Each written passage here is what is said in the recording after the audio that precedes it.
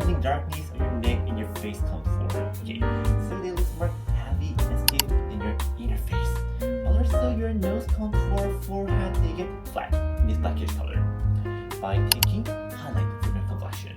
And also, we can focus on the brown on your eye and your forehead, and your chin. That makes your skin to look more separated and more tired. And also, redness on your nose contour and inner face get darker together. But this kind of brown, lighter and fresh and clear. Those three colors, my best recommendation for the color.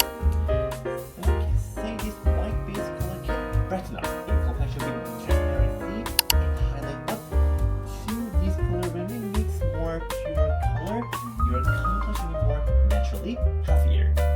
Because in this whitish color, your skin tone light up but so from silver color, rose gold color, champagne gold color, rose gold more flat and darker, happier than those color.